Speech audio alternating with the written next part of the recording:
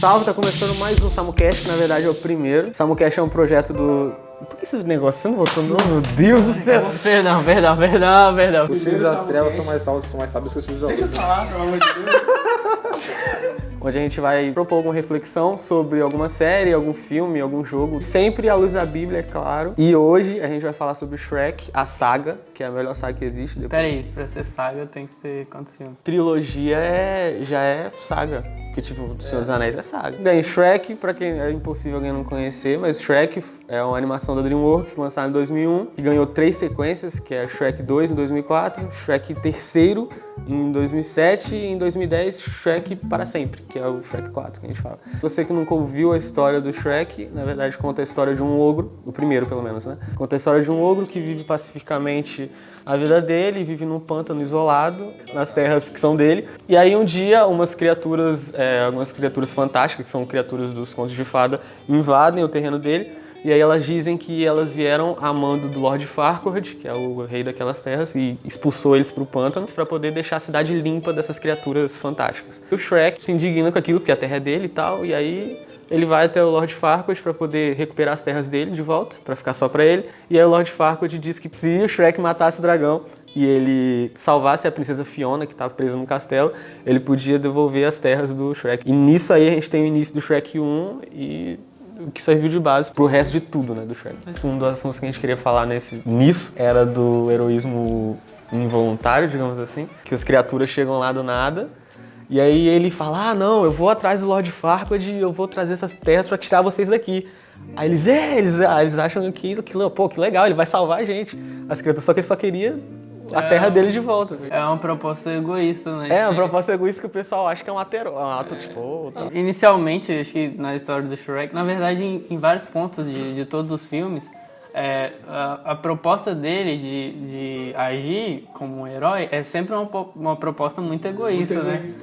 Isso é engraçado, porque todo mundo começa a seguir o Shrek e abraçar ele como se fosse uma criatura extremamente carismática e tudo mais, mas se você analisar, ele tá fazendo tudo por ele mesmo. O Francisco Bosco fala que, tipo assim, ninguém é obrigado a ser herói, mas todo mundo é obrigado a ser justo, não tem? E você lutar por justiça não quer dizer que você é um herói, porque um dos pilares do heroísmo é de você se sacrificar por alguma coisa. Você falou desse senso de justiça aí é bom até contextualizar com a palavra, né? A palavra de Deus.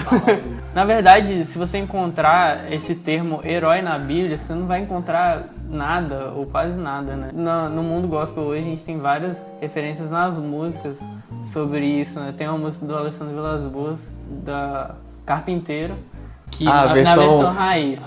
É a versão que ninguém conhece, porque é todo mundo Nutella, todo mundo... Você só ouviu a versão do Carpinteiro da nova. E esse é o som, o carpinteiro batendo a porta, o carpinteiro batendo a porta. Quero conhecer a paixão de Cristo, tendo em mim o mesmo sentimento que houve no meu herói.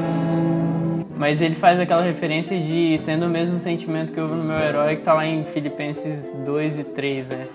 Na verdade tá no 2, mas é meio que uma junção do 2 e o 3, porque carrega a mesma ideia do poder da ressurreição e tal.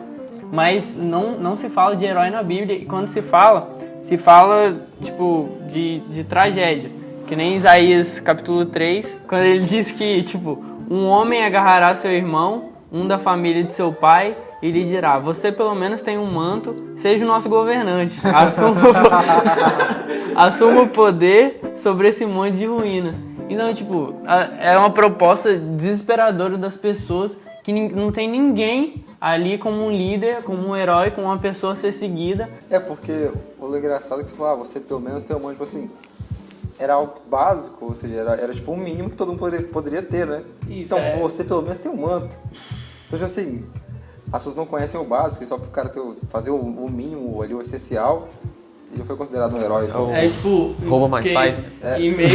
se for falar isso de um heroísmo involuntário, que é o que eu tô tentando defender aqui, né? Tem uma passagem de Efésios, no capítulo 2, no versículo 10, que é... No versículo 8 e 9 vai falar que pela graça sois salvos e tal, mediante a fé, isso não vem de vós, dom de Deus e tal. Aí, não de obras, para que ninguém se glorie. Mas aí lá no versículo 10 ele vai dizer que as boas obras, Deus já preparou as boas obras para serem feitas. Então, independente da forma que for acontecer, se você aceita ou não fazer a boa obra, ela vai ser feita de alguma forma. É isso, a boa obra é essa, ela tem que ser feita. Se você não fizer, alguém vai fazer. Ou você pode ser levado a fazer, mesmo que não te prejudicando e tal. A ideia é, tipo, já adiantando o Shrek para sempre, né? Do contrato, que, tipo, se não fosse o Shrek que salvaria, ela mesma se salvaria. Se salvou. Se você parar pra pensar, olha só, a reflexão legal aqui. Cara, a gente falou de que o Shrek, ele passou a agir como um monstro porque as pessoas tratavam ele como um monstro, todo mundo falava como se ele fosse um monstro com ele. E a partir do momento que as pessoas ao redor dele começam a tratar ele e olhar ele como se ele fosse um herói, ele começa a agir como um herói. O legal que isso traz é que às vezes a gente deixa muito influenciar pelo meio. No filme, pelo menos, isso é muito perceptível, né? Eu acho que a necessidade de um herói, que essa coisa de criar um tal em cima de uma pessoa. Porque, cara, ninguém faz o bem, né? Você vê uma pessoa totalmente. Por intenção Todos de fazer pecaram, o bem. todos estão destituídos agora. É isso mesmo. É mais fácil pecar do que imagina, né? Do que você imagina. Por exemplo, Tiago mesmo fala que, acho que no capítulo 4, se você sabe o bem e você não faz, você tá pecando. Cara, mas Nessas condições criam-se os heróis, né? Vai ter um momento que, na palavra, a mulher vai estar lavando os pés de Jesus e Judas olha para Jesus e fala: Jesus, mas ela podia ter usado esse perfume aí para dar para os pobres, vender e dar para os pobres e tal. E Jesus fala: opa, peraí, eu não vou estar sempre aqui, essa mulher tá me honrando, entendeu? Então, eu não vou estar aqui, os pobres vocês vão ter pro resto da vida, né? de fato. E é exatamente essa ideia, a gente sempre quer criar heróis em momentos de crise. Tem até uma referência também a Inferno de Dan Brown, que a gente vai fazer um vídeo específico sobre isso. A capa do livro basicamente diz que os lugares mais sombrios do inferno estão reservados para os que se manterem neutros em momentos de crise mundial. Então, e isso é muito doido, porque isso mostra a nossa posição como cristãos. Se o mundo tá ruim ou se o mundo vai continuar ruim, depende de nós, ou depende do mínimo da nossa ação. Se o mundo ainda é mau, o culpado está diante do espelho. Tá ligado disso? O que na verdade somos do Fruto Sagrado. Essa música é muito boa, cara. Que na verdade somos o que você vê quando me vê. Se o mundo ainda é mal culpado, está diante do espelho. Lembrando que isso que você tá vendo aqui são só highlights, são só alguns trechos do conteúdo que é bem maior. Se você quiser ouvir o conteúdo todo, isso aqui tem muito mais tempo de conversa, você pode ouvir nosso podcast no Anchor ou em qualquer outras plataformas que tem aí de streaming de áudio, a gente tá lá, Spotify da vida. Tá no Spotify da vida aí. Puxa no IGTV e segue a gente, né, no Instagram. Compartilha com amiguinho, titia, papai. Compartilha, vai, vambora. Todo mundo, pai. Chega, tá bom. Vai ser nem coronavírus. Corta!